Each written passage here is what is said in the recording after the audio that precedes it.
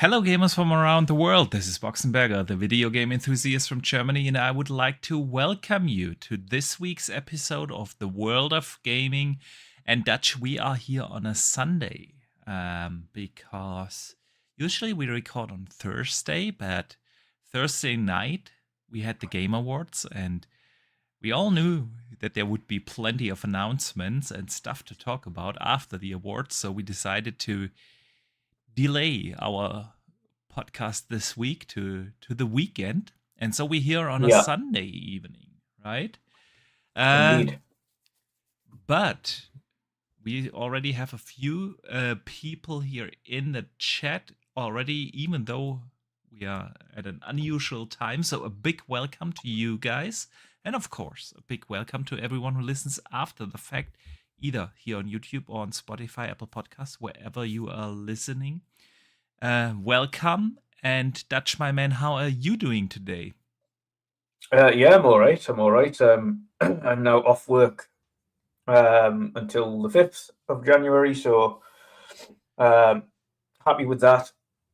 I'll be able to catch up on some of my backlog.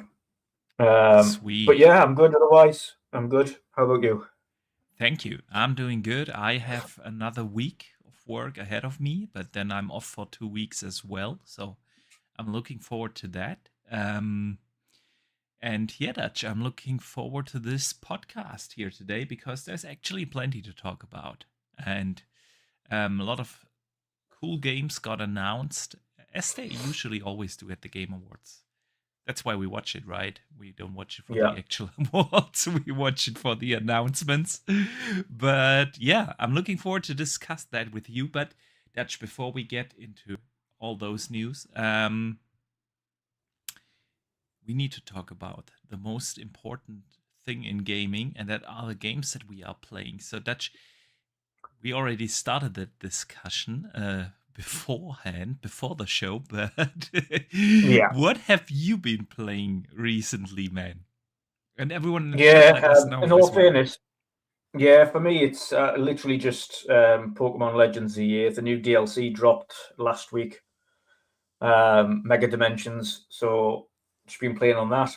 And that Sweet. kind of expands the story out a bit more and adds new areas to go to and loads new quests and things to do. So that's been keeping us a little bit busy. But no, really, honestly, we had this discussion before we came on air about gaming.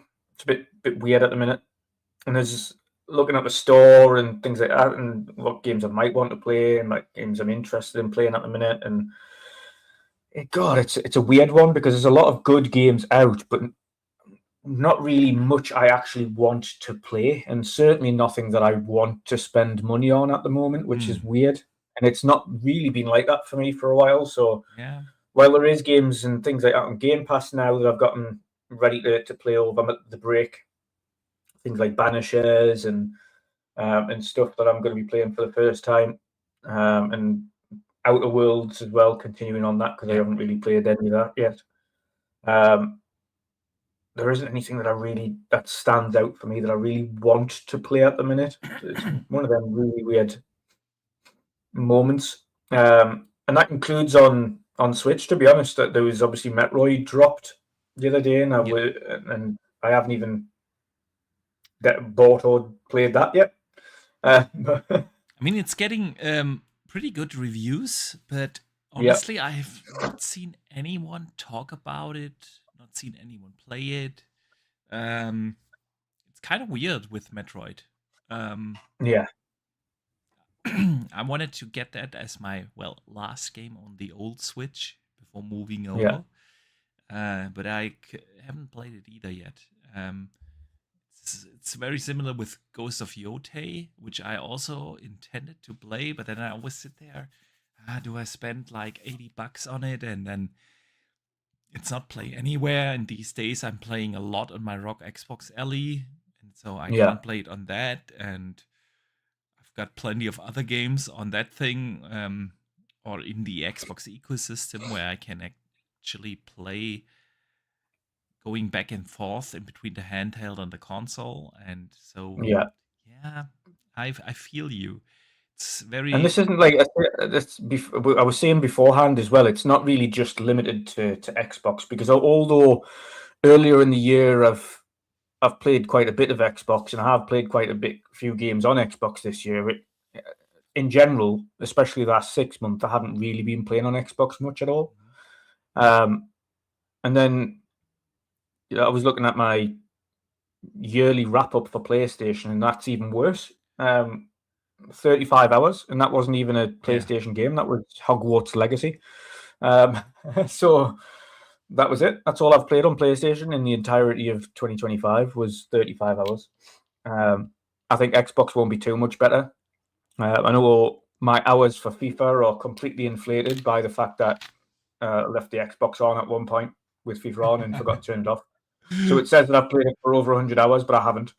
I've barely touched maybe 20 hours of a game. So I know my annual for Xbox is probably in the region of maybe a couple of 100 hours, maybe 300-400 hours.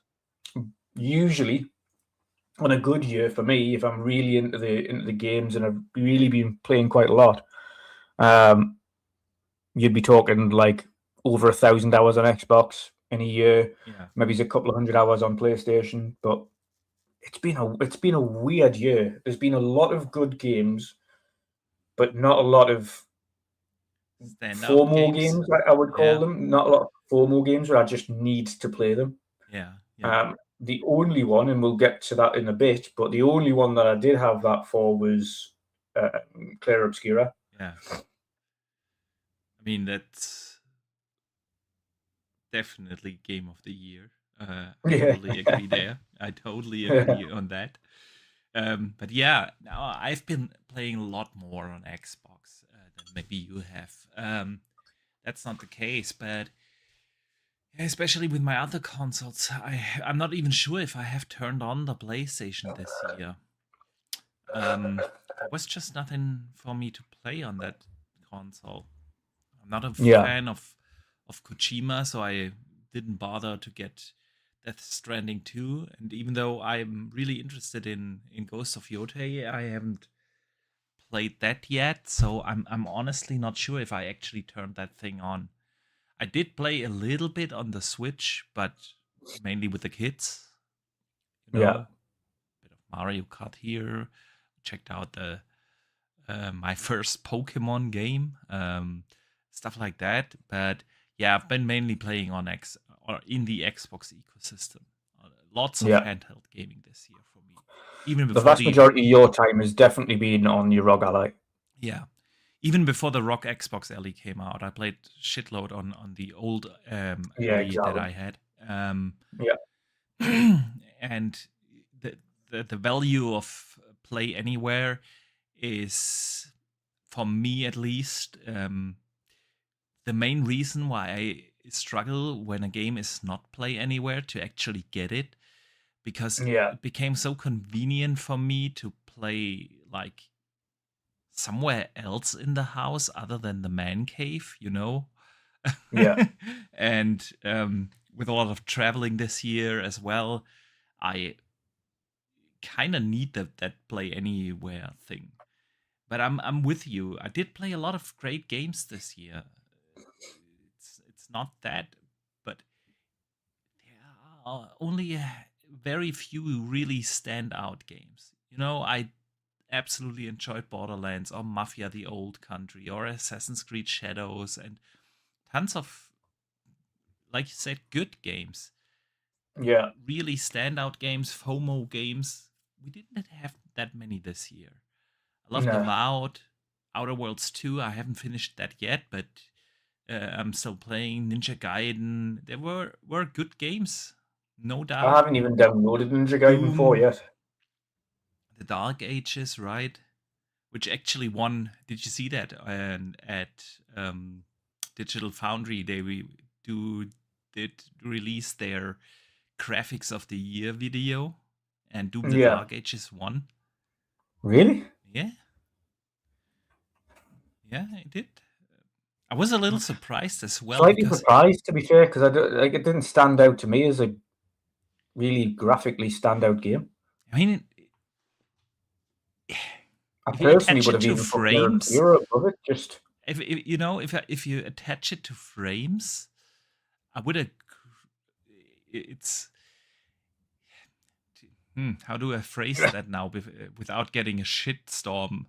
Um, it did look good, but it didn't Yeah. really like blow me away. But then, of course, it ran buther smooth at 120 frames, on the Series X, and which is where I played it mostly. And even on the handheld, it ran fantastic and performed really great.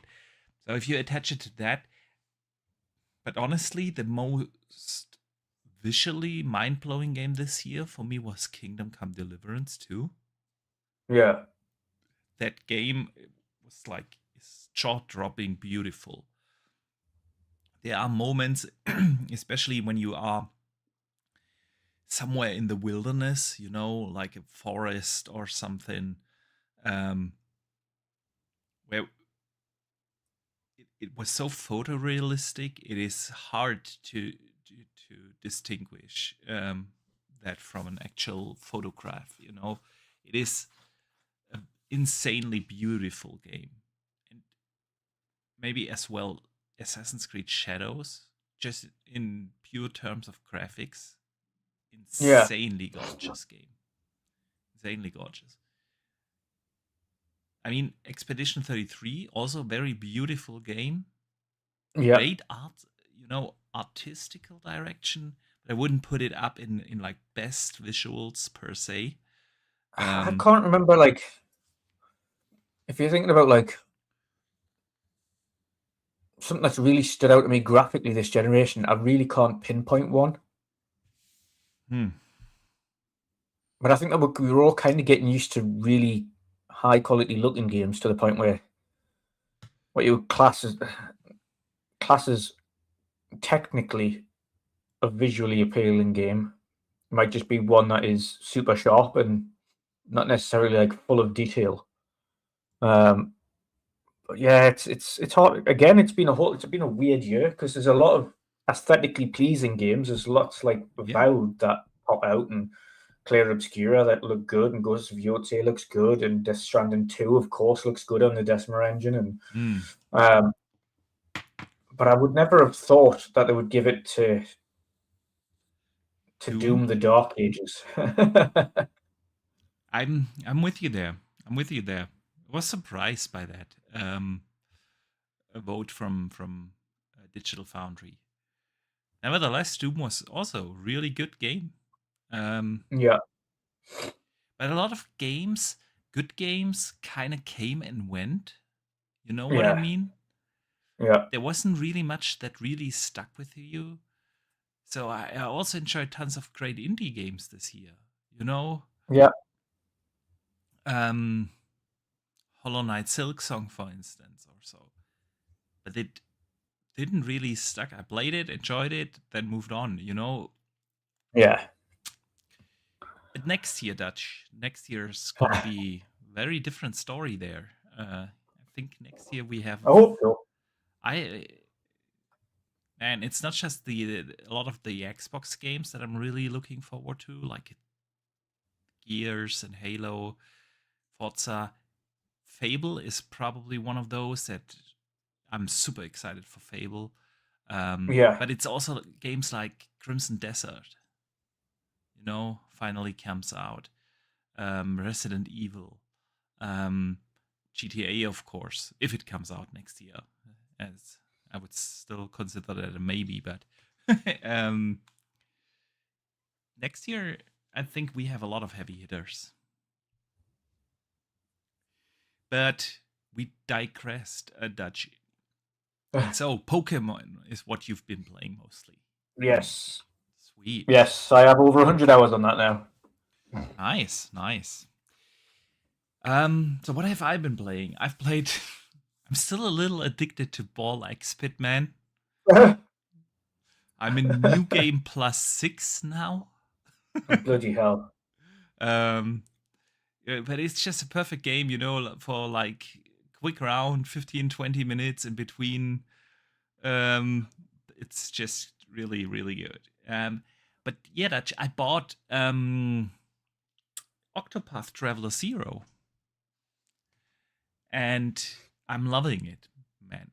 I was already a huge fan of the first two games. Yeah, And I super appreciate that they try to do something new and different with Octopath Traveler 0. I mean, the combat is still pretty much the same. Yeah. Of course, with new characters, you have a few new abilities, but it works the exact same way. Yeah, you find out the weaknesses of the enemies. It's turn based, and then you try to break their armor to be able to hit. It's the same great formula in terms of combat. But that's pretty much it. What they kept the same. First of all, you don't have your pre-scripted characters. You have full-fledged character creator. Yeah, you choose everything from backside, from looks to background stories to special abilities to everything. So that's very different than in the first ones. And then they have introduced a base building mechanic.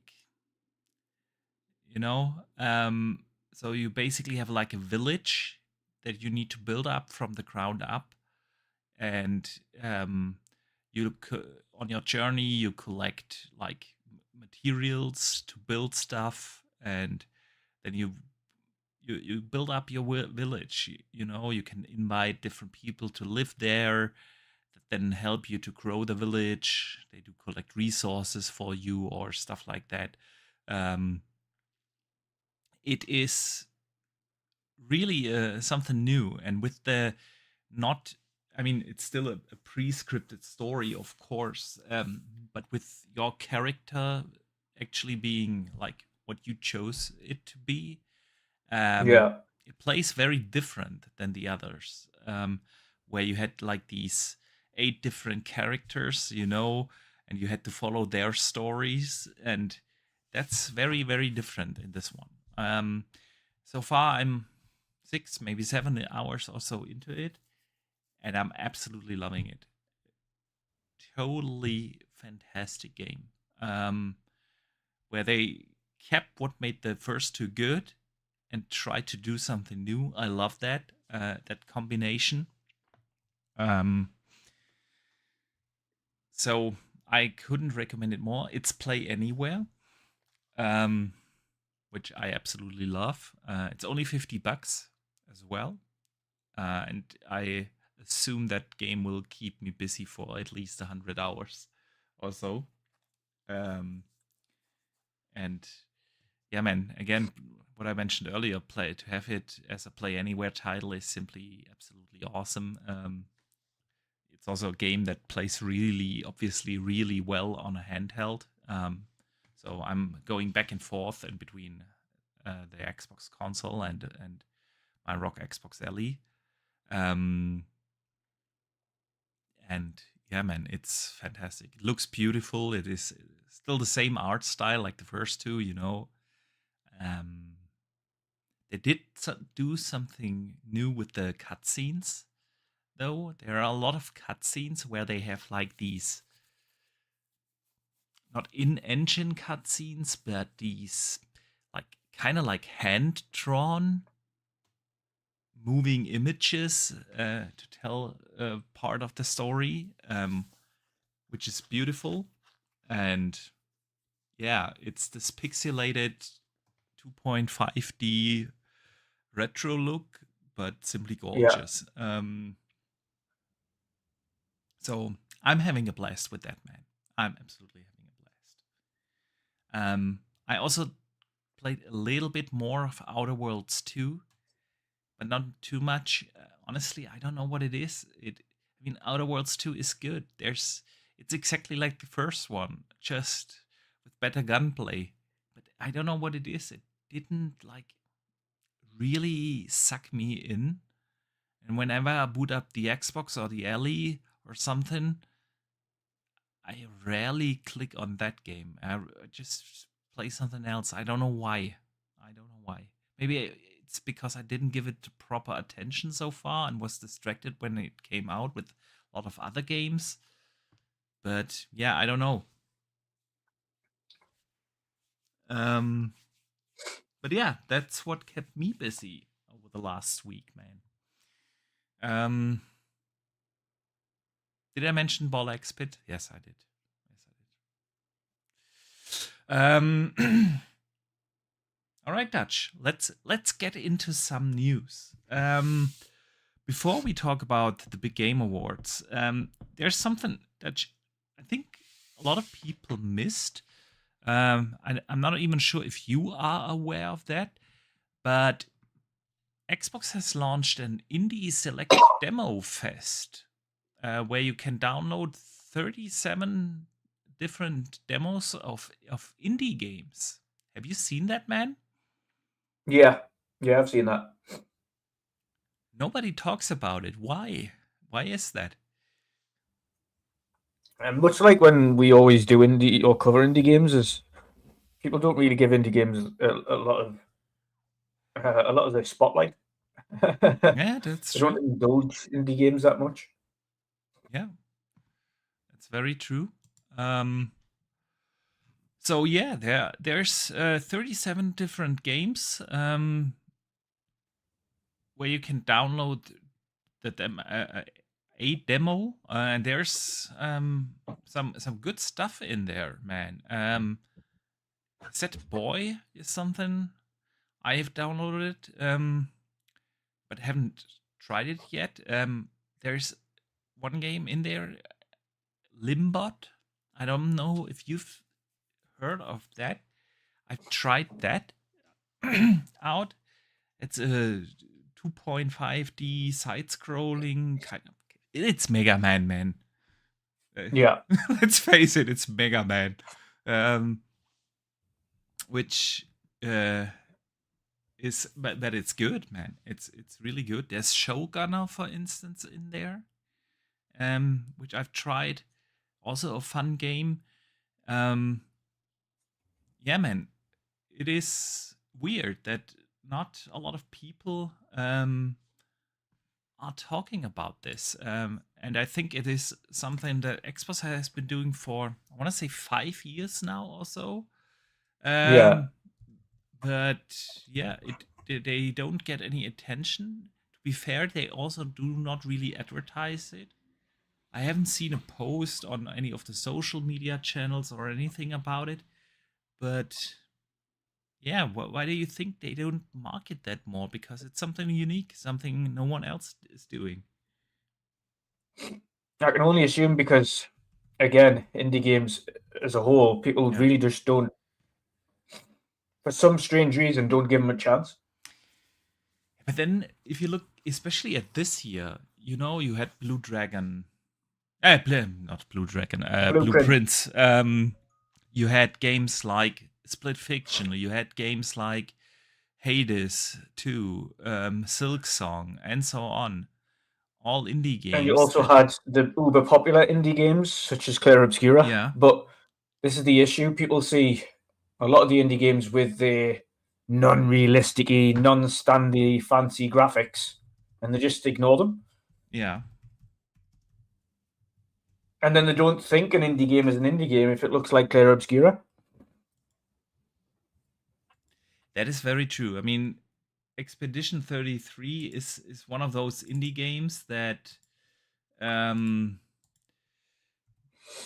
do not look and feel like an indie game, right? Yeah, I mean, it looks better than many of the AAA games, right? yeah. It has this AAA shine to it. That's very true. Yeah. Anyway, Xbox is doing that, and I think it's great. And I definitely wanted to shout that out here because I haven't seen anyone talk about it, and I think it's a great thing. Demos should be available way more anyway, not just for indies, but also for um, actually any other game. I know why they are not doing it anymore, because the data shows it hurts sales. But I feel like if you are asked for 70 or 80 bucks now, yeah, Yeah. for a game, give me 30 minutes to actually check that out before buying it. I feel that. I need to go like super in depth into any game if it's at that cost. Like I need to really do my looking into things now, because like we're talking like anything, if it's 60, 70, 80 bucks for a game now, it's very I'm super careful what I'm spending my money on games now, Hmm. because there's so many things that I've bought in the past at full price that I've just ended up not playing. What was the last game that you bought at full price and were really disappointed? Oof. God, let's have a look. I'll go to my games now, and I'll have a look at my recent purchased. Because honestly, I rarely get really disappointed because we have so good coverage these days of games. You've got tons of trailers, you've got great reviews, let's plays, and everything. So usually you can pretty make a pretty good or informed purchase decision. So honestly, I haven't really been disappointed in a long time with a game that I bought full price. It's, you know what it is? It's actually quite. It's probably not so much this year either, to be fair for me. Because obviously I haven't bought much at all this year, Hmm. if anything. Thank God. Oh, I can't say that. Um, I bought plenty of games this year. yeah.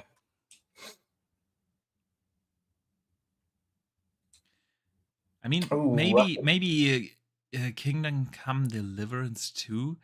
I mean, I yeah, knew what I was getting into, and it's one of those rare games that I stop playing midway through. Usually, if I do not like a game, I know that after 2 or 3 hours. And yeah, if I'm past that point, I usually finish my games. I stopped playing Kingdom Come after, I want to say, 30 hours or so, maybe yeah, 25 hours. So, but then I hit a point where the combat got more and more important, and I hate the combat in that game. I love everything else about it. Story, world yeah, building, the RPG system, it's all fantastic, absolutely. But I hate the combat, and I thought I can get past that at some point, but because especially in the first 15 hours or so, you barely yeah, had to fight if you didn't want to. So I thought, okay, I can see past that, but then you come at a point in the story where you had to fight so much, and it just became such an annoyance. And yeah. I think but probably I one of the knew what I ones. was getting into. Yeah, So for me, I mean, one of the ones that was just like average at best was Helldivers 2 that I got on Xbox. I didn't play I that. think it's a super average shooter. Okay. It really doesn't stand out above Hmm. anything. It's for the most part, most planets are absolutely derelict and there's no one playing. Yeah. Like, every time I've jumped on it, even solo, and it makes no difference if you solo or co-op or nothing. You, surely you'd come across somebody because it's permanent. It's an online only game, so Yeah. it's Yeah. uh, everybody's playing everything. But you go to most planets that you go to, especially in the early sections of the game, no one's on. There's literally nobody there. So you're just doing tasks by yourself, and it's like, oh my god, this is like tediously boring. Hmm. Um, so that's one of them that I would say is a semi waste of money. Hmm. Thankfully, I got it cheap, but that's I think it's one of them things where you go, I don't know whether or not that makes it any better. Yeah. Yeah. I feel you. I know what you mean. That's why I didn't get it at all. I knew I Yeah, wouldn't really enjoy that. Well, anyway, Dutch. Before we move to the announcements of the Game Awards, real quick, Dutch, Skyrim 2 got relaunched on the Switch 2. Again, Yeah. another. I mean, that game comes out like on everything, right? But I was honestly, I didn't expect them to do another port. Since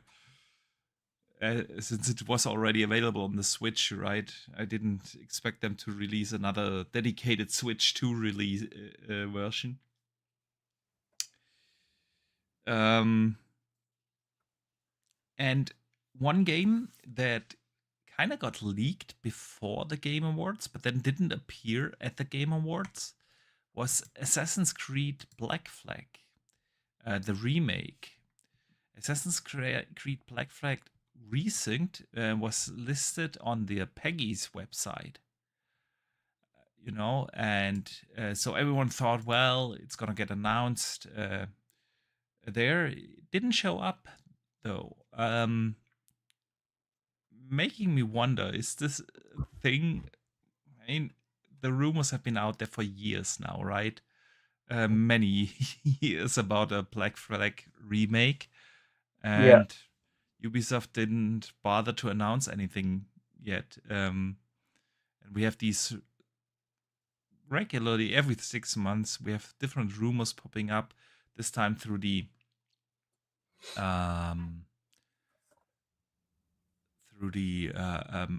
Peggy's website, but which usually is a pretty good indicator. But yeah, no announcement so far, and with the news cycle now being basically over for the rest of the year, I don't doubt that it'll be announced, or I'm not even sure if it's really a thing.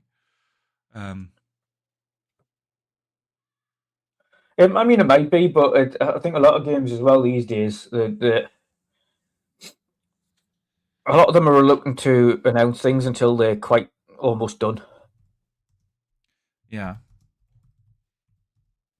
And especially like the likes of Ubisoft and etc. Got to be super careful now on announcing something, then it gets delayed, then it gets delayed, then it gets delayed, then it's delayed, and you just end up in this vicious cycle. And by the time you come close to it actually releasing, you don't care about it anymore. Yeah. That's a lot of things. That's a lot of issues about this year as well. There was a lot of games that were like delayed or pushed forward to this year from the previous year, and other games delayed that were meant to be this year that are now next year. And it's one of those things that I hope the industry kind of gets away from going forward, is these like consistent delay cycles. GTA is even part of that. Please announce your games when you are certain you can release it within in a year or so. Yeah, stop giving an exact date. Like every time that they're like, oh, it's releasing on the 13th of March, 2025. You're like, are you? Are you actually releasing on that date, or is that just a placeholder? Like, stop giving people official dates and then pushing it back. Yeah, true that. So let's see about an Assassin's Creed Black Flag remake. Would you play it? Probably not. I mean, I did like Black Flag. And then I could just play the original. My issue is, unless they're going to give it away for free to those who already own Black Flag, like some other games do. Yeah. No, because I own the game. It's the same game, spruced up graphics, controls a little bit more refined now, great, but it's ultimately the same game.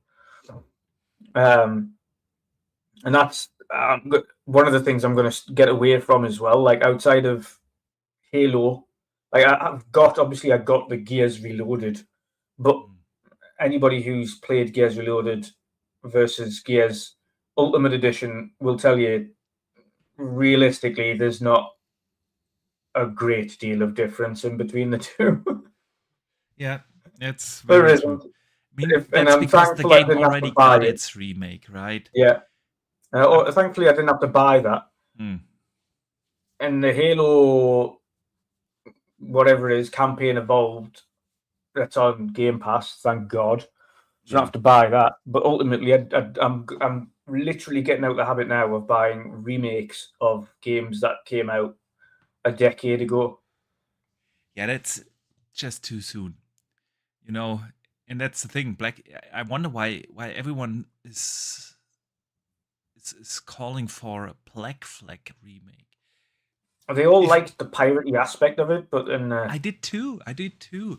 But then again, it's a last gen game, right? yeah, You can play the Xbox One version, yeah. which isn't that old. Um, Well, if you're asking for an Assassin's Creed remake, ask for AC2 or something old. or ask them to make Assassin's Creed Black Flag too. Go over it. Yeah, yeah, go for it.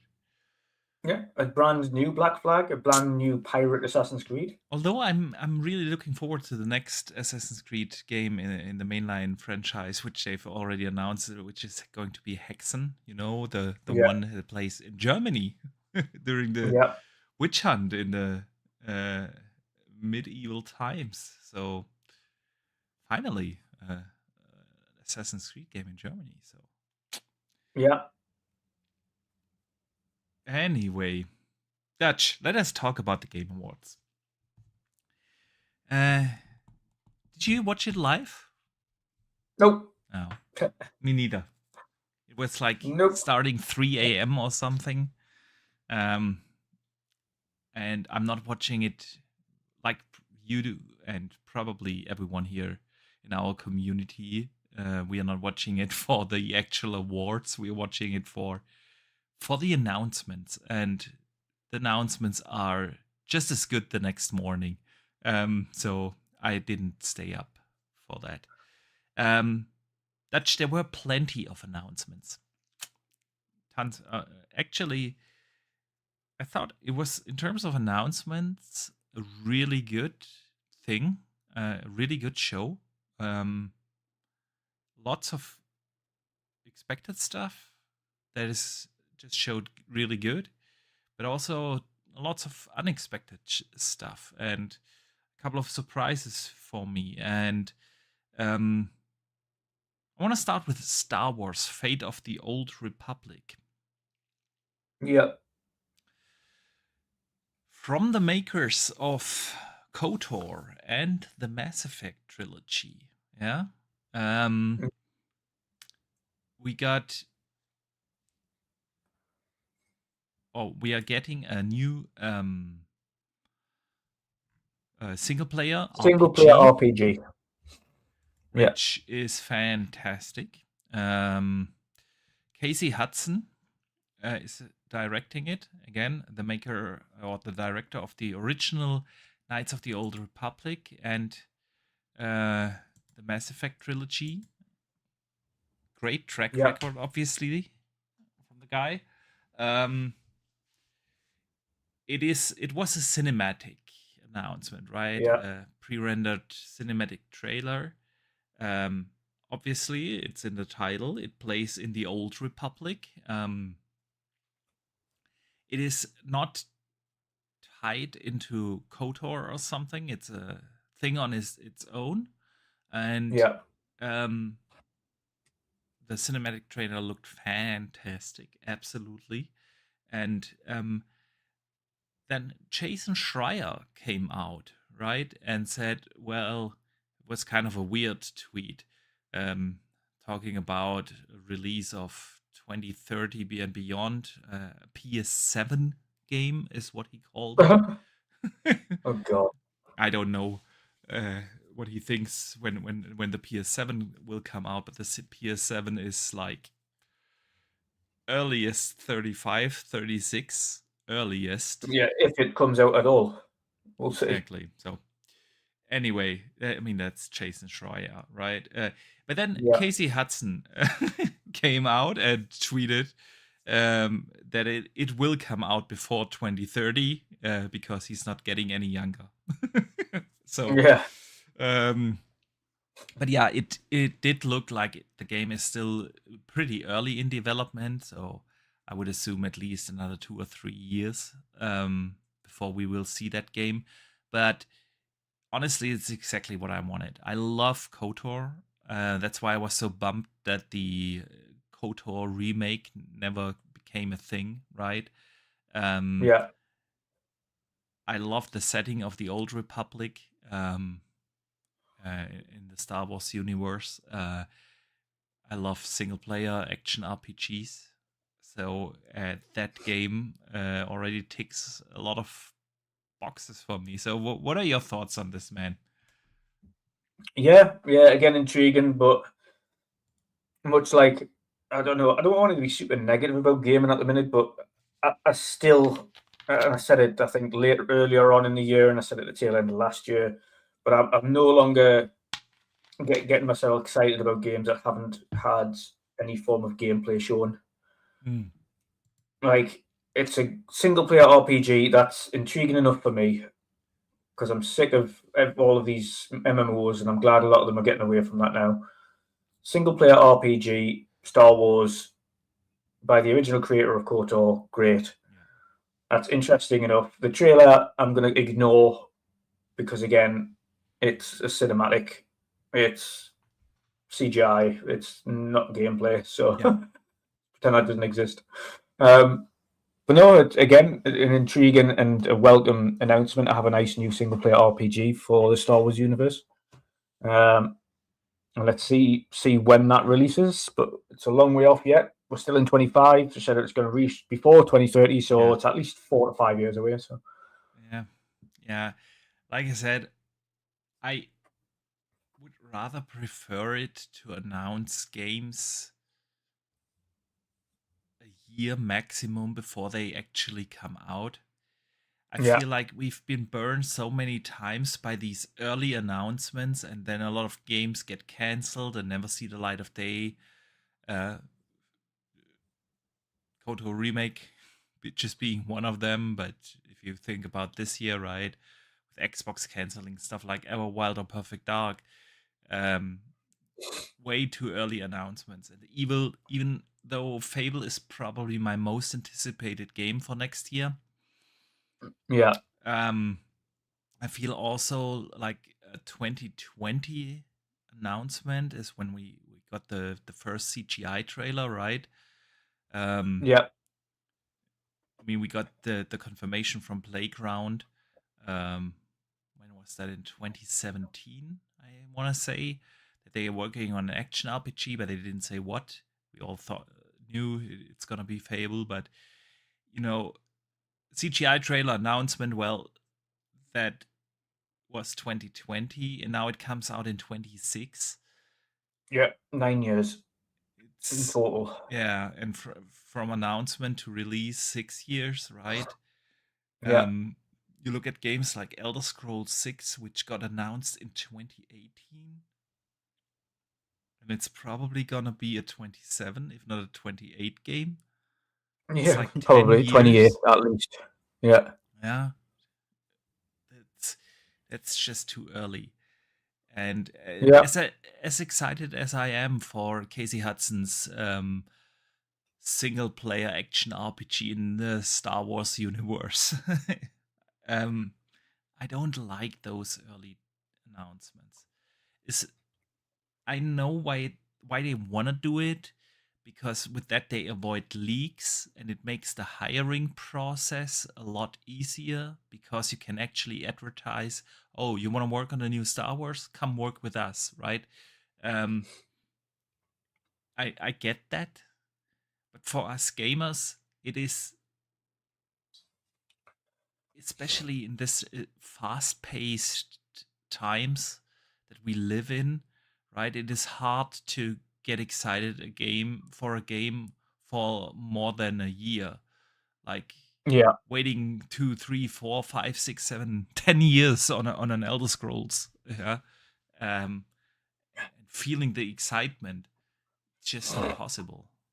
yeah, Um, yeah, and the disappointment if the things don't come together and things get cancelled and plans change, and that's all normal things that have been in the video game industry for the last 40 years. It's always oh yeah, been, yeah, but we just didn't know about it.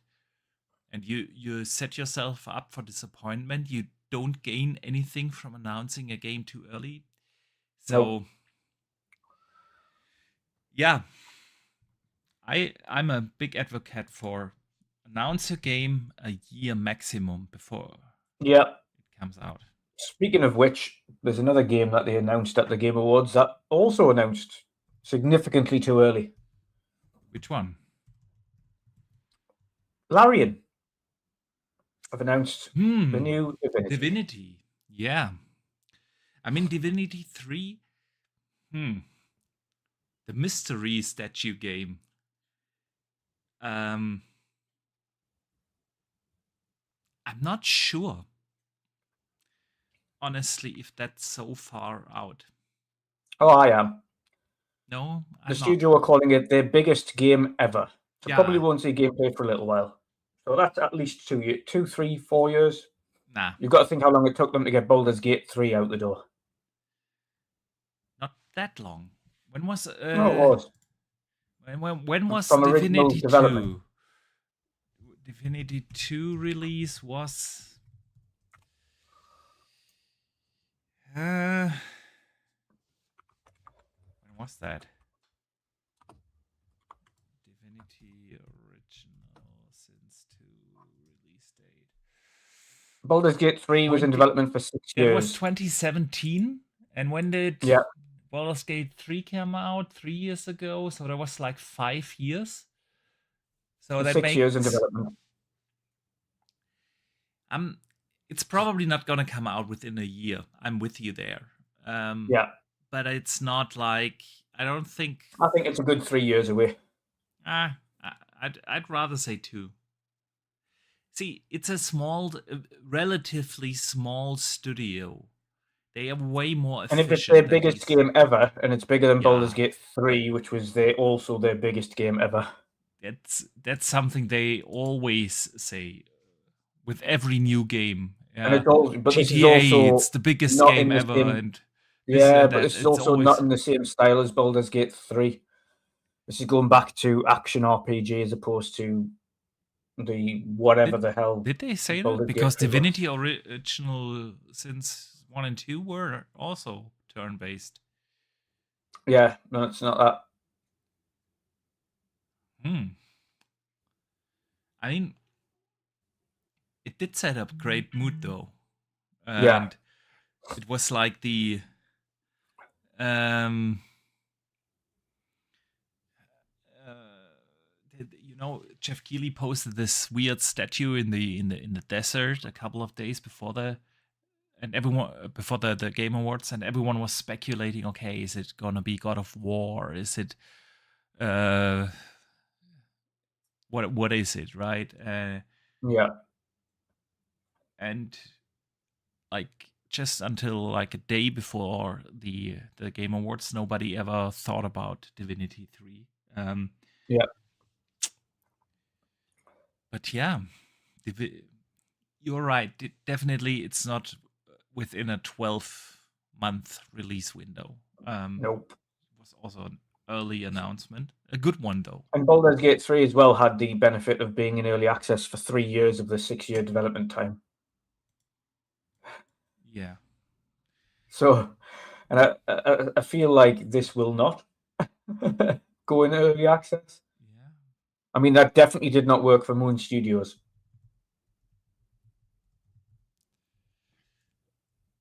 It did not. But it did work out with Baldur's Gate 3 and Divinity 2 for Larian.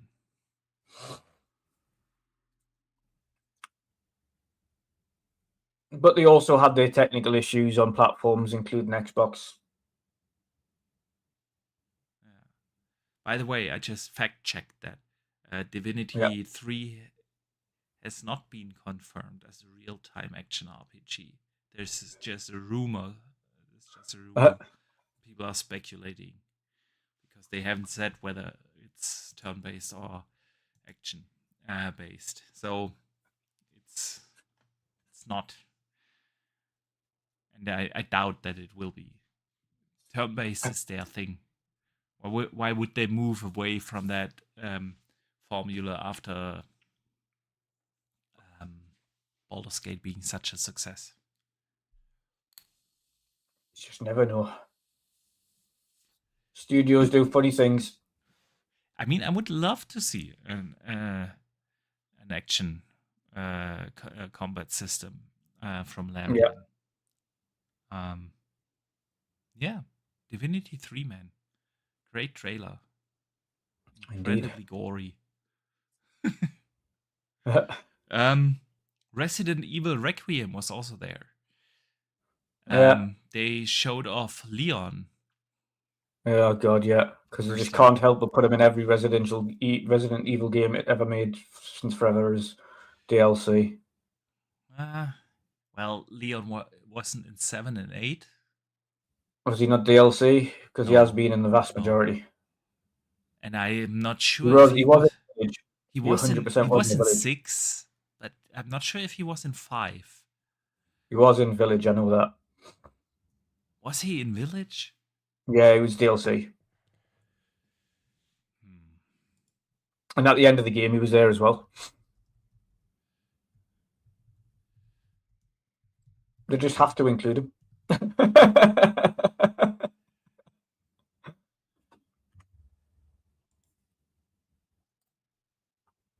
No, you're confusing something there, dude. I just googled that.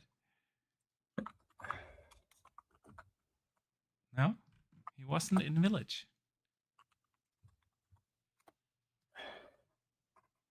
So, Dutch. I'm really excited for Resident Evil Requiem. It does look absolutely fantastic. I mean, Leon obviously was in the Resident Evil 4 remake. Yeah. But I feel like that's okay, right? And ever since, he wasn't that much present in the Resident Evil franchise. And honestly, I know you can play Requiem in first person as well, but I'm absolutely excited for it to go back to third person. I did enjoy 7. I really enjoyed Village, but it didn't have the same impact on me as the third person Resident Evil. Yeah. So I'm really excited for that IP to go back to third person. And it does look fantastic. It looks like fantastic atmosphere as you would expect it, right? Looks gory. I cannot wait for Requiem. And it's actually going that was one of the games, right? Announce it and release it within the next year. Perfect. For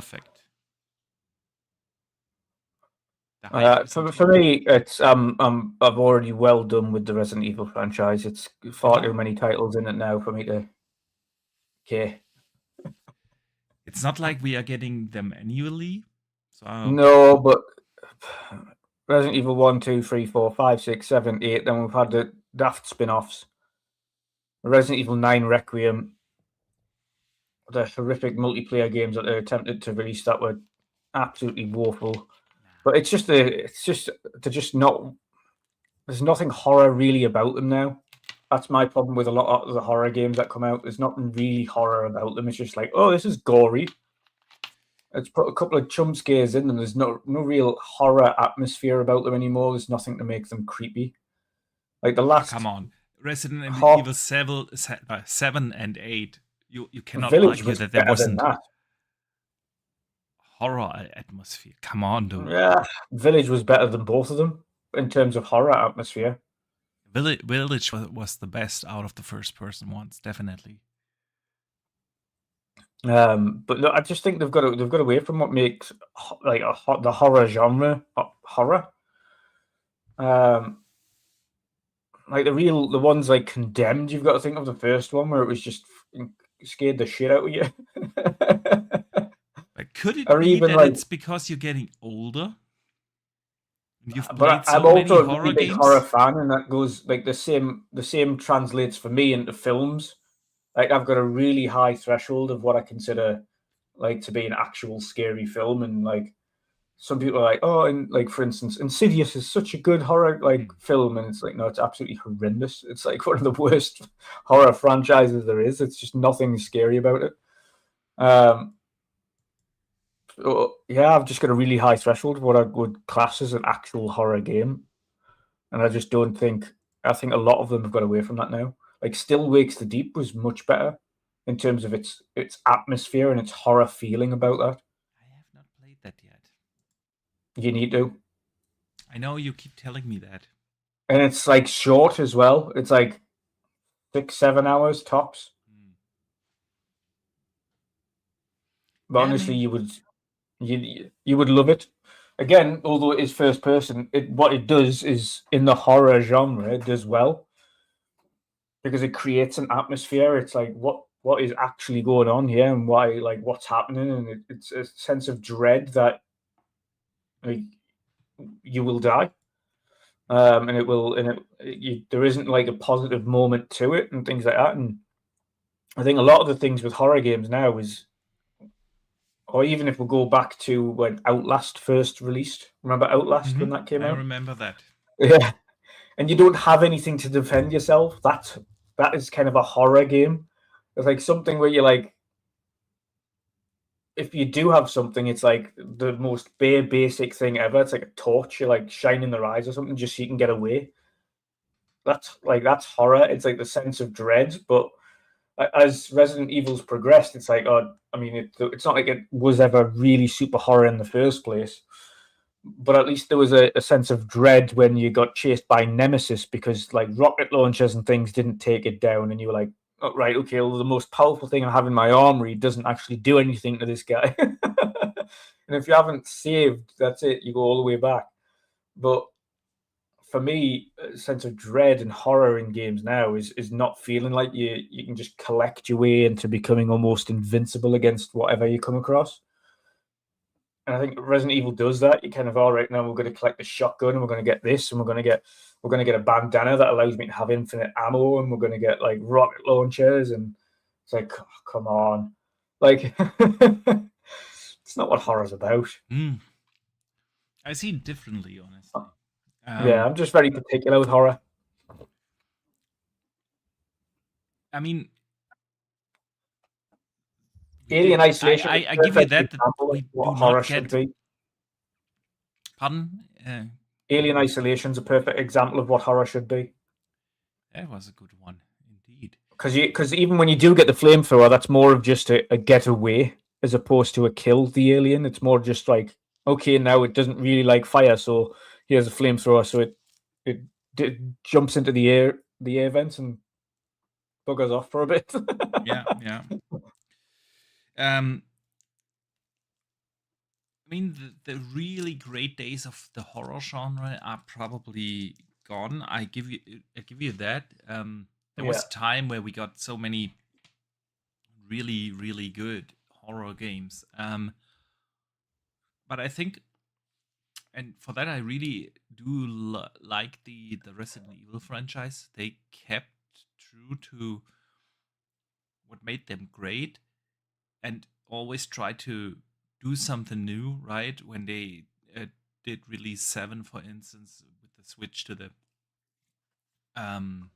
first person view and a very different kind of setting, more denser setting. Um, they did have their failures. Let's not talk about 6, for instance, also. yeah, But overall, I feel like they continued to make a great horror franchise, not flooding us with too many of those games. Like every 3 or 4 years, one entry in the franchise is just yeah. enough to keep you excited about the IP, but not too much for it to get boring. And so I'm really looking forward to Requiem. It does look fantastic. You know what didn't do much for me at the Game Awards? Go on. Control. Oh Control no, no. Resonant. Um, I really do love Remedy games. I truly do. And I did enjoy Control. I didn't praise it as much as many did because Control was like praised as the best Remedy game so far. I actually enjoyed Quantum Break more, Yeah. you know? And this time they are going for like third person melee combat. Looks a little bit like more like a hack and slash with Control resonant. I mean, I give them that. It's supposed to come out next year, so we are in this 1 year announce it and then release it within the next 12 months window. I give him Yeah. that. But honestly, I'm not sure why, but that resonant Control resonant trailer did nothing for me. What about you? Yeah, exactly. To be fair, I haven't even played the first one, but it's not a game that ever really jumped out at me to want to play. So I have absolutely zero interest in playing this one. Again, I loved Quantum Break and I loved the story behind Quantum Break, but unfortunately that one died a death and we'll never get another one for that. Yeah, unfortunately. Unfortunately, because I think out of the two games that had the more intriguing story. Yeah. And people will probably completely disagree, but hot take, story-wise, characters, cast, Quantum Break was better. Absolutely. I totally agree with you. Like the cast was phenomenal choosing of cast. Who the bad guys were, who the two main characters were. Like, granted, there was overdone with like the Nissan promo throughout the entire game, but Yeah, and the well, massive episodes that people had to watch, like an entire movie's worth of episodes. but I'm even the tie-in TV series didn't bother Yeah. me. No, I enjoyed it. I actually Quantum Break was great. And I mean, Control borrowed a lot of the elements, like the the time stopping things and stuff like that. Yeah. But it took it like over the top, and it was a good game. I don't think it was a great game, and maybe that's also Yeah. the reason why I wasn't really particularly super excited for a Control 2. But then for Control 2 to be a hack and slash kind of Yeah. game, didn't do much for me. The game that stole the show for me, though, I should better say the two games that stole the show for me was Tomb Raider, man. Yeah, we're getting two Tomb Raiders. Two. I did not see We're that getting coming. I mean, they said they the are going. reimagining of the first game, which is really cool, and we'll Yeah. get that next year. Yeah. And then we get Catalyst in 27, so we'll get another game the year after, which is a brand new game. Yeah. Which is a brand new trilogy starting. And both of them look fantastic. Yeah. Both of these are in Unreal Engine, aren't they? Yes, they are. They have been moving over to Unreal. Which is kind of weird because their engine was absolutely fantastic, right? Yeah. But I think these days everyone's kind of moving over to Unreal. It just became such an industry standard that it makes the hiring process so much easier than if you have your proprietary engine, right? It also costs you a lot of money to maintain and keep up with modern rendering technology. So, yeah, but Tomb Raider, the remake, Fate of Legacy of Atlantis. Yeah. See, that's a game that absolutely deserves a remake.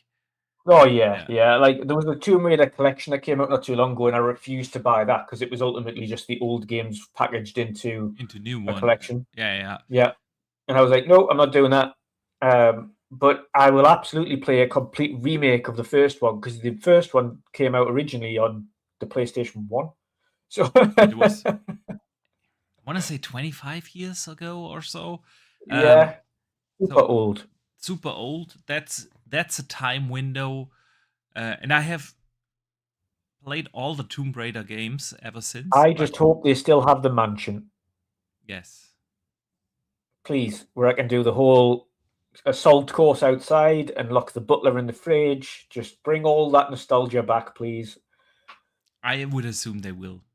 I would assume they Hopefully, will. And hopefully.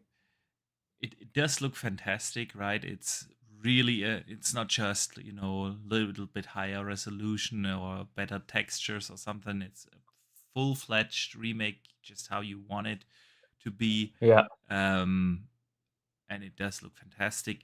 I've seen a lot of discussions online about the looks of Lara, right? Because she actually really looks good. And these yeah, days, that's not too often the case, right? So, but I've seen only like positive stuff about it. And uh, and then we get a brand new game the year after, right? Um, yeah, so that was really a surprise. We knew about that prior to the Game Awards that Tomb Raider is going to be there. Yeah, because they said, yeah, we're going to reveal the future. So I fully expect that the new game, which is called Catalyst, by the way, to be at the show, because we knew that a new Tomb Raider has been in development for a few years now. yeah. Um, but I did not see the remake coming, honestly. No, I think what they've probably done here is used the remake as the initial, okay, how are we working with Unreal Engine 5 Yeah, kind of scenario, and then they've got that down because ultimately they had the bare bones of the original game there. They just had yeah, to work around the engine and translating. Okay, right, okay, we're just going to overhaul the graphics and we're going to put all the mechanics that we've got for the previous engine into this in Unreal Engine 5, and then rework them a little bit. So they've kind of got that as I think of as a test bed. Okay, we've got this. Been working on this. We'll get this out first. Give people a nice taster of what to expect with an Unreal Engine Tomb Raider game. And then in the background, they've also been working on an actual brand new from the start yeah, game in Unreal Engine, which is Catalyst. yeah. So And very Catalyst intriguing. is going to.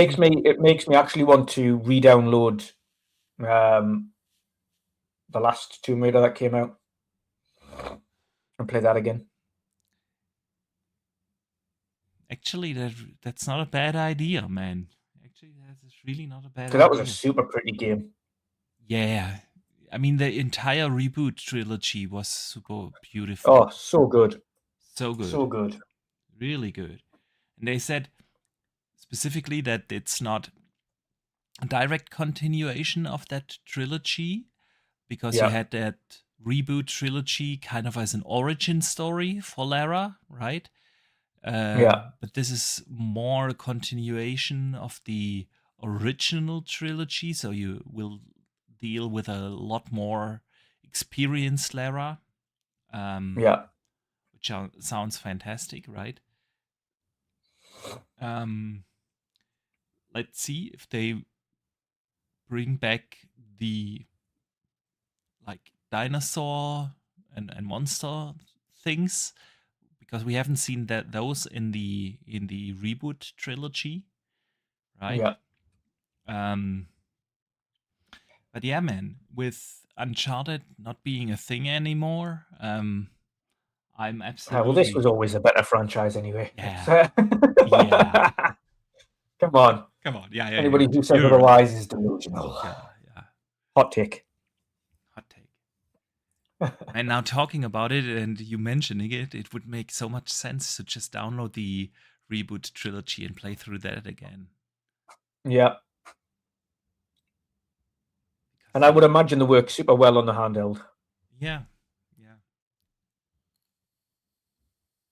Even though they were pretty demanding on PC, like But they were really polished on Xbox though. Yeah, they were. They were. Like you said, drop that gorgeous games. Yeah. Fantastic engine. So yeah, man. And everyone's talking about that. Like it is the most watched trailer from the Game Awards. It has on the Yeah. PlayStation channel alone over 1 million views, right? Yeah. So that's definitely the biggest announcement for me from the Game Awards. What else was there? 007 So, was shown off again. Lenny yeah. Kravitz as the bad guy.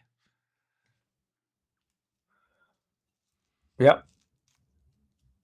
I've seen too much of Yeah. That's why I'm not really. I've 007. seen enough Um, of it now. I'm excited for it. I'm really looking forward to it. I think it looks great. I'm sold. Now, just give me the game. It's Yeah. like in every showcase, we have 007 I think this has been another problem this year is games have been shown off too much. Yeah. And that goes across the board. Like this, like every platform just shows off the game like 6 times before they release it. I'm like, nah, just stop that. Stop it. They never used to do that. We never ever used to get to a point where we see the same game 6, 7 times before it releases. Yeah. Don't. True. We used to get maybe 2 trailers. You used to get the announcement trailer and then you used to get the pre-release trailer, and that was it. Crimson Desert is extreme when it comes to that. Oh god, There's yeah. barely a week going by where they don't release like a 10-minute gameplay showcase or thing. And Yeah. as much as I'm looking forward to it, I think that's just way too much, man. Way too much. Yeah. No Law was shown. It's from the makers of The Ascent. It's again set in a cyberpunkish universe, but it's this time first-person shooter, action RPG shooter. And I loved The Ascent, so I'm looking forward to that, man. I remember when The Ascent came out, there was like, I don't think it was a mod, it was more like a bug or something where you were able to play part of The Ascent in first person mode already. So it feels to me like they've had that in their mind for a while. Yeah. And No Law actually really looked good. Again, cyberpunk universe. It looks just like The Ascent, but as a first-person shooter, and Yeah. I think that's great. Have you seen that? First person RPG. Yeah, kind of like cyberpunk, right? Yeah. Maybe not that open worldish. Didn't look to me. It's this open world first person RPG.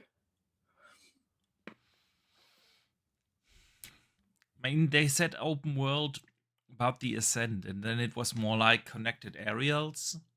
Yeah. We'll So, have to see. We'll have to see when it releases. but that did look good. Let's see if that makes the 1 year from announcement window that we talked about earlier. Yeah. Because I don't think they gave a target No, release no window release. No. on that. But yeah, again, The Ascent was great. I have high hopes for that. Yeah. A new Mega Man was announced. Yep. 2D side scroller. Yep. Classic Mega Man. I've never been a Mega Man player. Not? Not me. No. Come on. One that always that's one that I escaped. One that I avoided when I was younger. Mega Man was Never played it. fantastic when I was young. so I don't have any nostalgia for it. So because I have zero nostalgia for it, I also have zero excitement for it. Like it's for those who loved Mega Man and grew up playing Mega Man, fair enough. But that wasn't one that I grew up playing, so I don't have any nostalgia for it. I haven't played a Mega Man game in a long, long time.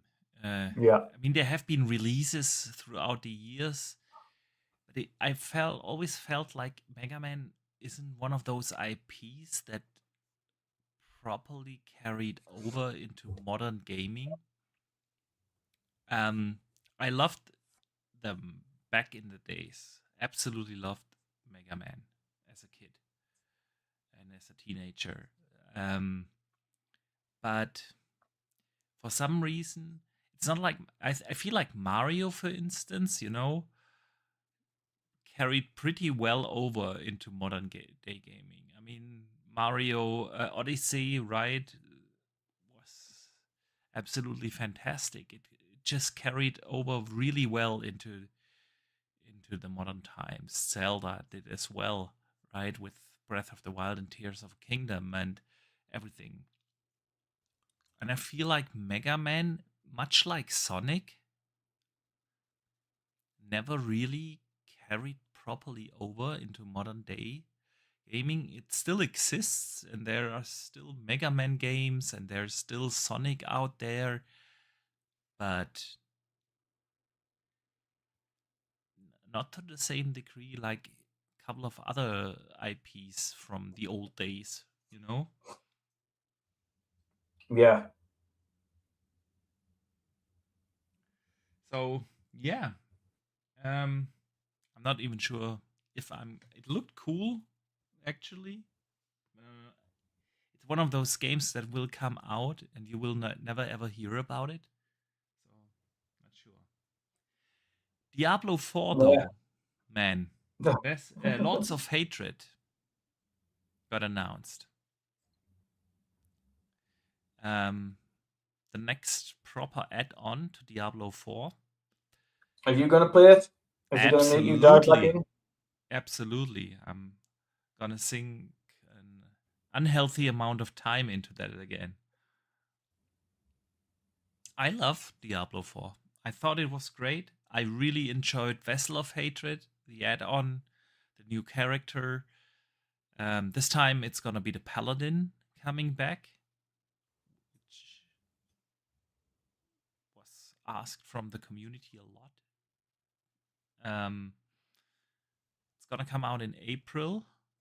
So far, April looks as a good window, and man, I love Diablo.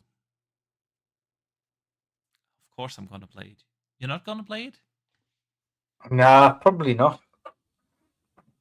Like I loved Diablo when it came out, but I just can't. I can't keep going. Like there's so much already that I haven't played that I need to play. I can't go back to an older game like Diablo to play a DLC. Hmm. I can't. Like I say, I've downloaded Banishers now. I've still haven't played Outer Worlds 2. There's so many of the other games that I've got ready to play that I just can't. And especially going into next year, all the new games coming out again. I mean, Nah. next year's gonna be a very busy year. Yeah, that's Yeah, why I said, like, so far the release window for it does look good. yeah, Um,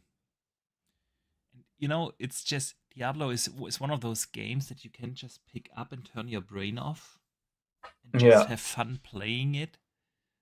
Um, so I'm definitely looking forward to that, and I'm looking forward to play as a paladin. And yeah, definitely, I'm going to pick that up. Um, but yeah, Dutch. Anything we missed from the Game Awards announcements? There's a few of them got release dates, but nothing that we were like super bothered about. So I'll just rattle through kind of the other things that were kind of announced. So Saros got a 2026 release date. Yeah, it got delayed Um, somehow. I think it was yeah, scheduled for, was it February or so? yeah, it's been pushed to 26th of April. Yeah. Lego Batman Legacy of the Dark Knight releases 29th of May. Which and it Star still looks Wars good. Galactic Racer Yes, was announced. nobody asked for that. Phantom Blade Zero releases 9th of September next year. Yeah.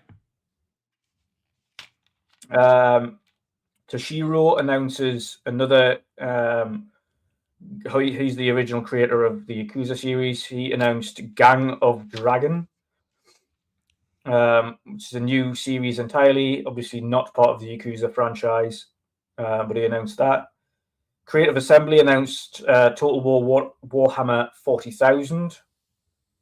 So another strategy game. Warlock Dungeons and Dragons was also announced, another single-player fantasy RPG. Yeah. 4Loop was revealed by ex-Left 4 Dead designer.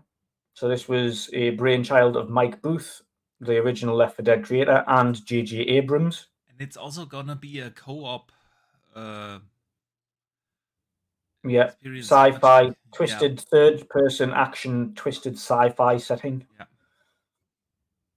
Which has got players teaming up to fight terrifying creatures on a ravaged vision of Earth. Lords of the Fallen gets sequel. Lords of the Fallen 2 was announced. Mario was Rabbids already creator. announced. It just got a new trailer. We knew about that already. Yeah. Decrepit comes to PC in 2026. And that was it. Yeah. Pragmata. Yeah, Pragmata obviously gets its release date as well. And that's available under $50, so that's good. True. It's been a one waiting in the wings for a long time. Let's hope it lives up to expectations. Yeah. Let's see. All right, let's talk real quick about the actual awards, right?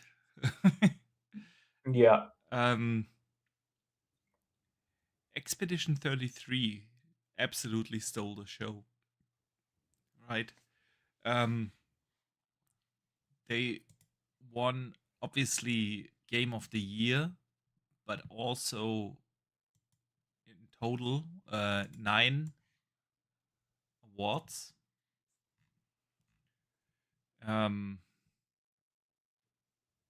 Best game direction, best narrative, best art direction, best performance, and a couple of others. Best independent indie game, best debut indie game, best RPG, and so on. They totally, absolutely dominated the Game Awards, right? Yeah. They broke the I record. think it was a record for the amount of categories a game has won as well. Yeah. Last of Us was so far the game that got the most game awards at the Game Awards, with a total of 6, and they won. With a total of 7, and they won 9.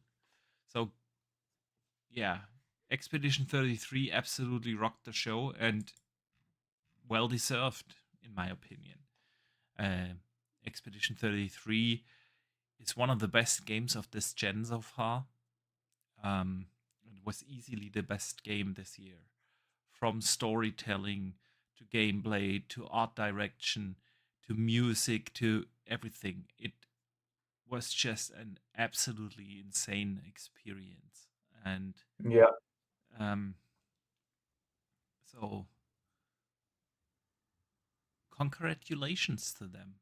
I mean, the game was made by 20 people, had a budget of under 10 million, which is nothing in this day and age when you compare it to other productions and AAA games, right? And it was their debut game. Yeah, it's not like it is a studio that is a well-oiled machine. It's absolutely testament to their talent, and hats off. Big congratulations there. Yeah, absolutely, absolutely, well deserved. Like you say, it's one of those games that absolutely deserves everything that it's been given. So that's off to them. Yeah, indeed, indeed. Um,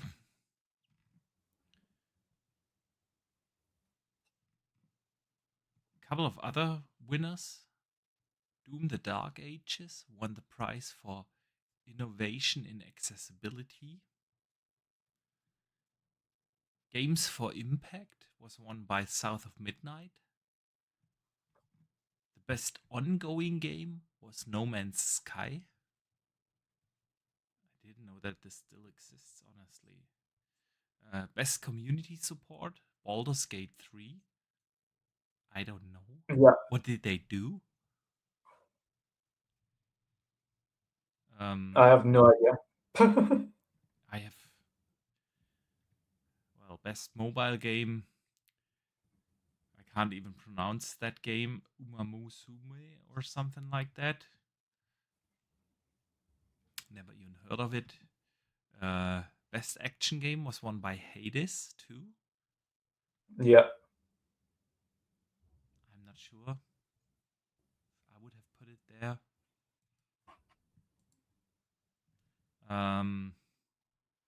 Best fighting game, Fatal Fury. Best family game was Donkey Kong Bonanza. I think Split Fiction would have deserved that. Anyway, best strategy game, Final Fantasy Tactics. yeah, Best racing game, Mario Kart. yeah. I mean, there was no other racing games released this year, so yeah. Well, actually, the category was best sports and racing game. Yeah, I mean, So again, it yeah, went up against FIFA and Formula One, and Sonic Racing. So I guess that's fair. Best TV adaptation, The Last of Us Season 2 won. yeah, I don't know. The Minecraft movie would have been my pick. Most anticipated game is GTA 6, obviously. It's weird that Fable wasn't even in the nominations. Player's Voice won Wuthering Waves for whatever reason. Best esports game, Counter-Strike 2. okay, Yeah, and that's about it. So, well, that's this year's Game Awards. I think in terms of announcements, it was great. Tomb Raider stole the show. I hope they release the Tomb Raider remake next year in a good time window, because next year we will have, not just with GTA in November, we will have other periods where a lot of other games come out, and I hope that they are able to position Tomb Raider in a good window where we are not too busy, because yeah, that's gonna be a problem for a lot of games next year, that there are just too many other games coming. Next year is gonna be crazy in terms, especially in terms of AAA releases. But let's wrap up the Game Awards and move into some other news, Dutch. AMD has announced something this week.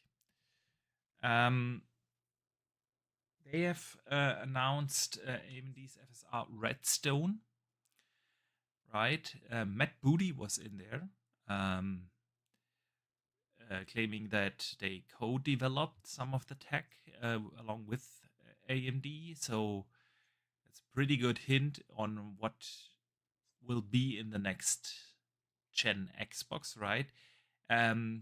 And it's basically a breakthrough in utilizing the the NPU, pardon, um, for ray regeneration. Of course, it's also the next step in upscaling and frame gen, but that's kind of tech that the NPU's already been used for. And they've heavily talked about the future of ray regeneration, right? I thought that was a kind of an interesting announcement, so I wanted to bring it up here with you um, because it promises a lot of things to get improved, especially when we talk about um, next gen lighting. Uh, the industry has been moving slower than expected towards ray tracing. Yeah, we do have games where they already use it, but there are only few games that solely rely on ray tracing. For instance, Indiana Jones was one of the Yeah, most recent ones.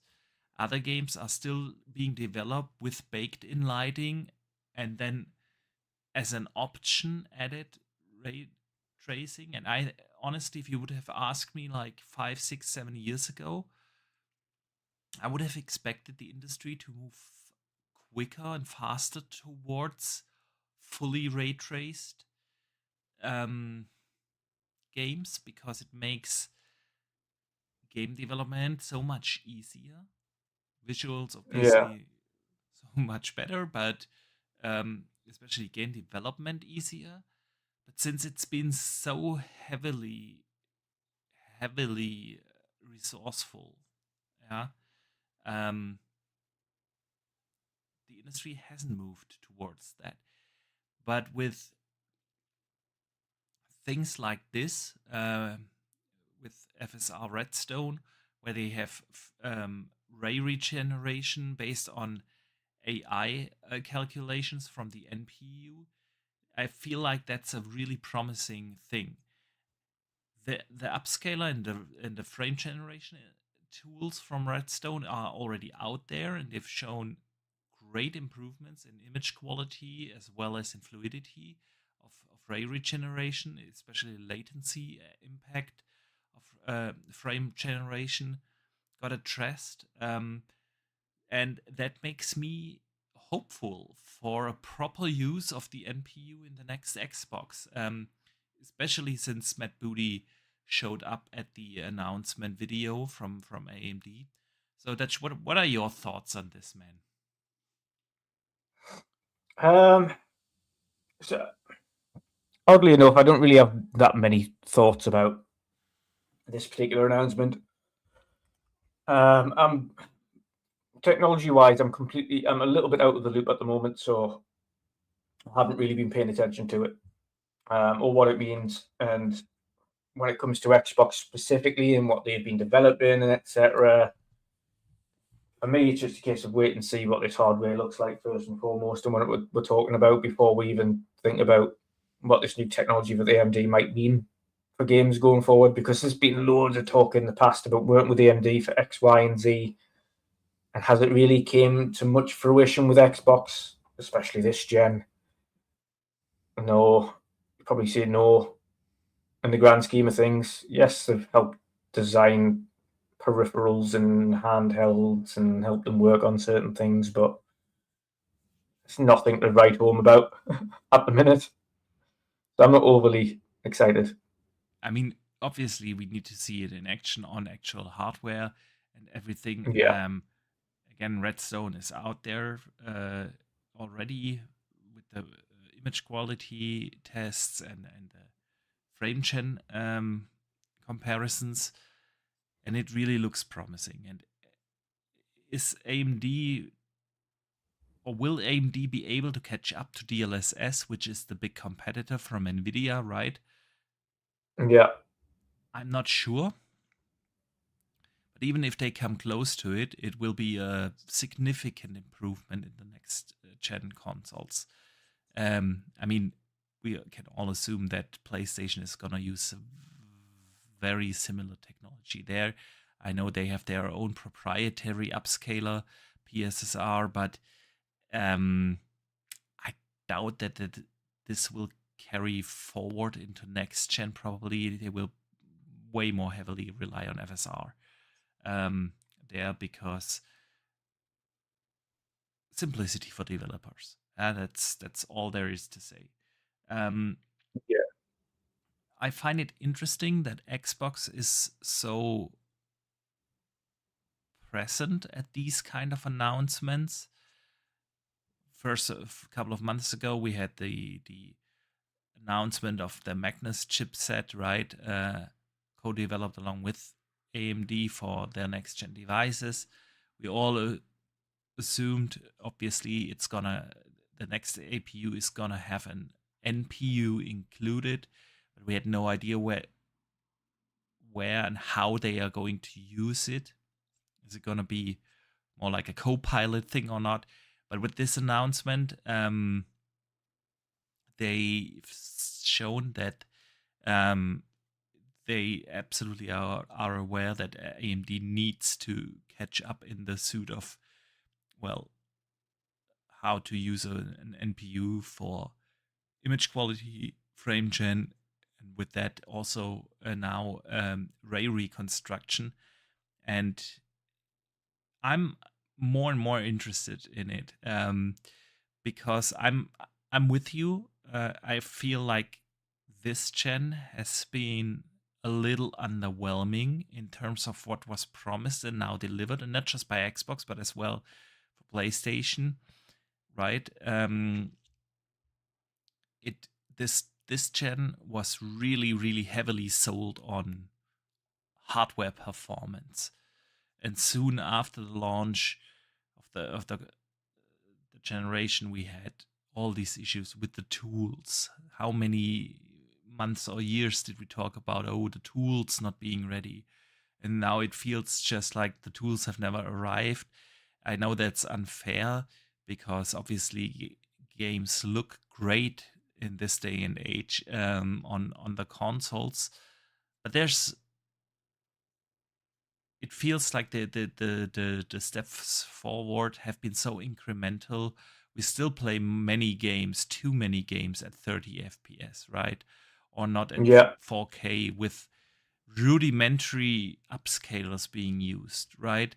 And then you look at PC, where obviously Nvidia has been the market leader for many years, where all these AI based tools of upscaling, of frame generation, and so on, are used in such a fantastic way that the gap in between PC and console feels bigger than ever before, even though we have the most powerful consoles ever before.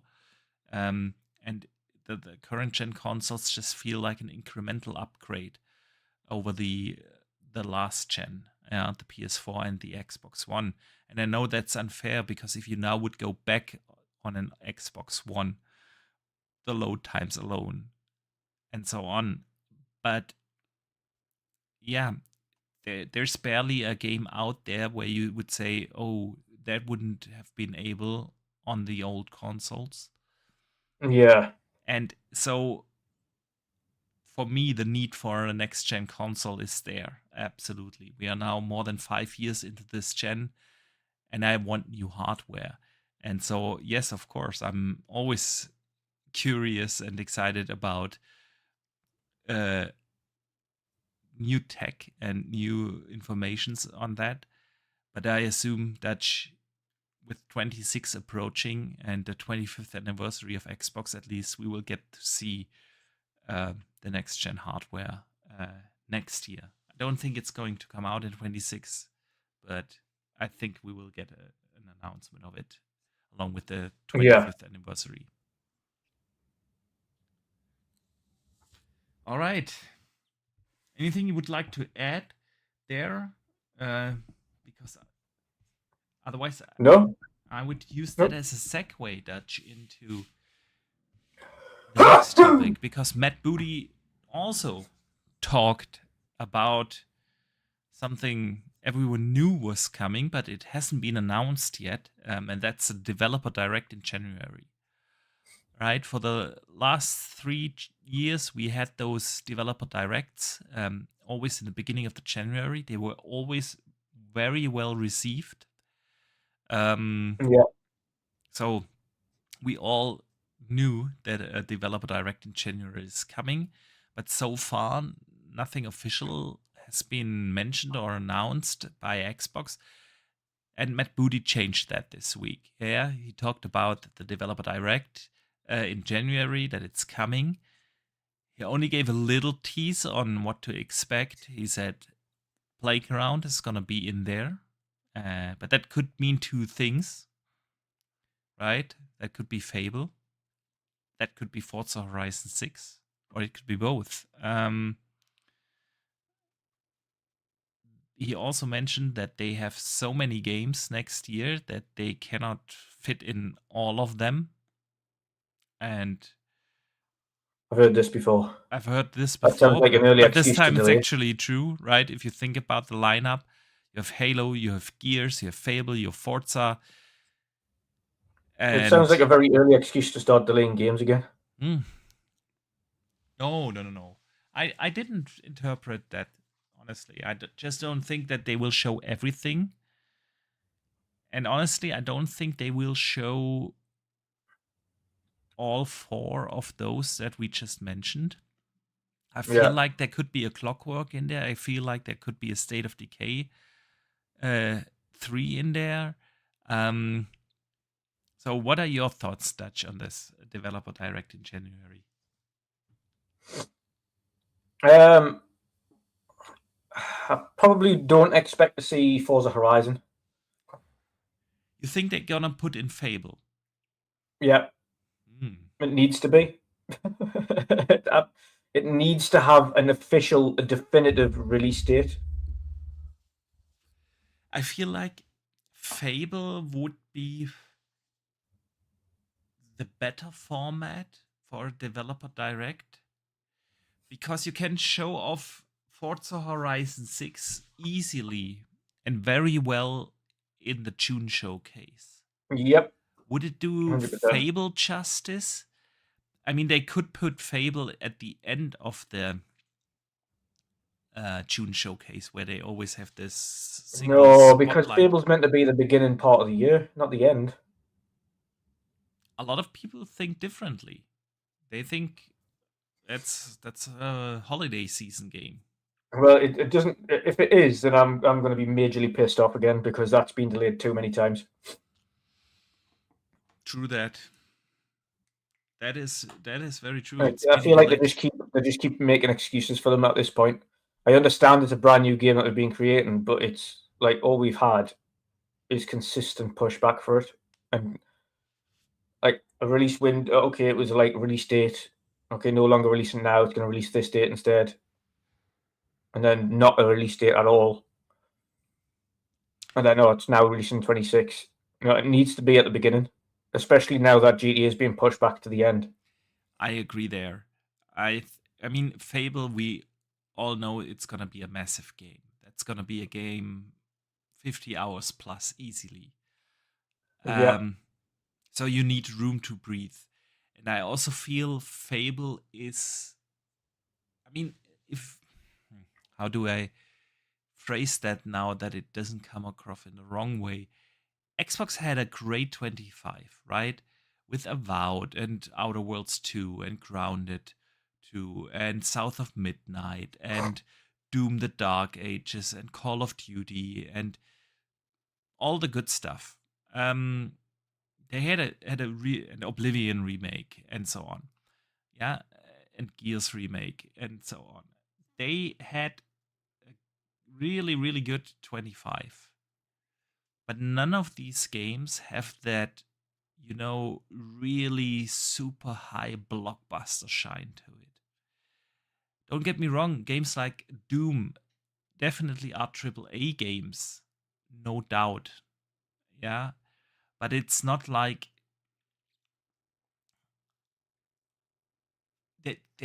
there's no one would probably consider that game of the year content or something. But with Fable, I feel that's one of these games where they really have the chance to, well, this is really a massive game. It's gonna be one of the most beautiful games released to date, right? It's gonna be an absolute blockbuster of a game. And you do not wanna release that in the holiday season, where too many people will be distracted with other stuff coming out. Yeah, Not just GTA, but Call of Duty and everything else. It's like I feel I'm totally with you. Fable in March, release that in March, and will have time to shine. It will get the spotlight and the attention it deserves. The question is, obviously, is it gonna be ready? I would hope so. I definitely would hope so. But I'm with you. 100%. Maybe that's just wishful thinking for the developer direct, but I think it needs to be. I think that's one of the key things they need to have in that developer direct is Fable's release date. Everything else, I'm not really that fussed about. I know what Halo looks like. I know what Halo's going to be. I know what Gears looks like. I know what Gears is going to be. I know yeah, what Forza looks like. I know what Forza is going to be. yeah. I And I'm mean, not really too fussed about any of their release dates like the rest of them. Fable is the only one where I truly care when that releases next year. yeah. I mean, I'm super excited for new Gears. But I'm with you. We know about the gameplay. Um, we kind of know what it looks like, but we definitely know how it plays. Yeah. Yeah, exactly. Um, It's yes. If they changed how it played, there would be uproar. So yeah. it's we know what it plays like. Um, and I feel like you could easily release a Gears, let's say beginning of October. You can easily release a Forza in September. You can Halo is would be perfect to be at the June showcase Yeah, as it's out now, yeah, right? 100%. Because that's just a remake, Yeah. and Like it's only the campaign. It's not like they have to even worry about the multiplayer. So yeah, 100%. but Fable has been in development for 8 years and we know, Yes, that needs to be released yeah, like beginning of the year. and the developer direct is the perfect format because you have time to explain the game. You know, in the June showcase, you kind of have to present it with a trailer, and they've done that in the past 3 times now, right? But Fable kind of needs an explanation of its gameplay, of its world, of its lore, of its or what it does, of its scope, and the developer direct is just a perfect format for that. So I'm Yeah, with you there. I feel like Fable in the developer direct. Forza, you don't need the developer direct for. You can show that easily off with a great trailer in the June showcase. Um, what else do you think is going to be there? Because that I have a feeling, and maybe I'm just reading things into the statement of Matt Booty, but um, Matt Booty mentioned in his yeah, we have Forza, Gears, Halo, Fable, right? And we have other games, unannounced games, or for unannounced for 26 games. And I State of Decay 3 is also one of those games that has been in development for a long time now, right? They acquired the studio in 2018. That's also like 26 makes 8 years, right? It's been a long time in development. We've seen it last year, so 24. We've seen it already running in engine and everything. And I feel like that's also one of those games, because it's hard for me to believe that it's a 27 or beyond game after such a long time, right? With Clockwork, it's a little different. It could also be a 26 game. I get that. But I feel like State of Decay would imagine that. They show a Fable and announce that, let's say, for March. Yeah. State of Decay 3 for June or July or something. Yeah. I could definitely see that. What do you think? Absolutely. I mean, there's always a possibility with a lot of their games. Again, Clockwork, State of Decay. There's a possibility with a lot of them, but then you just never know. They could also chuck in like some random, I don't know, Final Fantasy and remake section there, even though it's already announced and coming out, because they did that last time. They're like, oh, right, like, Yeah, here's such and such for the Final Fantasy announcement. You know, of course, here we go. but not in a developer direct. Yeah, but they have done them before like that. I'm sure it was the last one where they had a third party announcement on it. They had a. I'm not excluding third party. Yeah, The last one was, I think it was Visions of Mana, right? yeah, And we haven't seen that before.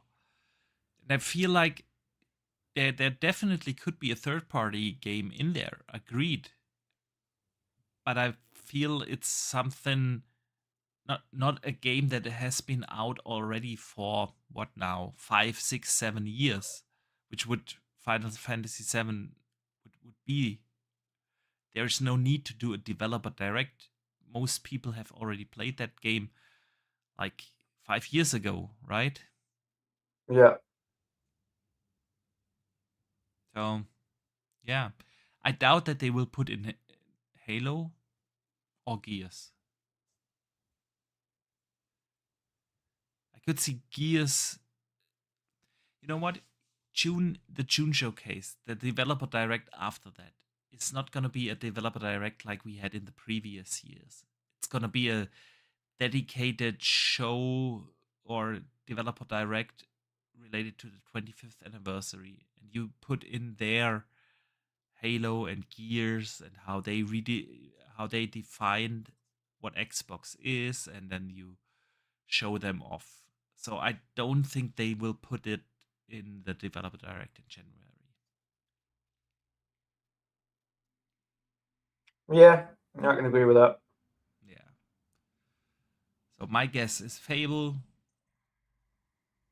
State of Decay 3, some third party game, and maybe a glimpse of Forza. Because if they are filming at Playground, they might squeeze in both of them.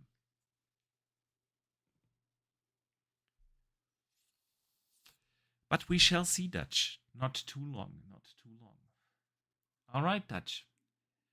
You know what? I have to apologize uh, with our community because I totally forgot, and I have no better excuse than I simply forgot to put up the community question post. Yeah. So unfortunately, we don't have community questions this week. Shame Okay. on me. I just forgot. Um, so that brings us then to the end of this week's podcast. I want to say a big thank you to everyone who tuned in here live today.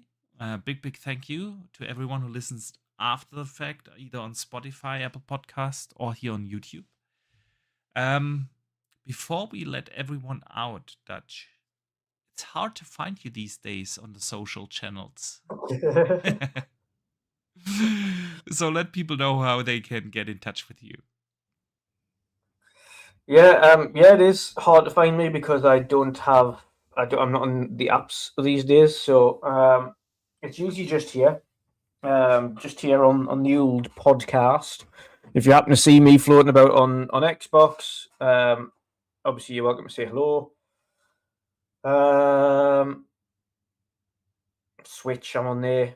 Again, you can't message on Switch though, so if anyone wants to play Pokemon, feel free to send an invite to play Pokemon. I don't mind. No, but in all seriousness, no, it's mainly just because I've just been either work or just chilling. I haven't really been in a gaming frame of mind. So yeah, it's just hit me up where you can and if you see me, etc. But otherwise, I'll just be here, Sweet. right here. All right. All right. So let's see if we will make it this Thursday in the regular slot. I think it really depends on the news cycle because we are nearing the end of the year. The Game Awards are over. Typically, Yeah. during that time, the news cycle slows down significantly. We will be doing a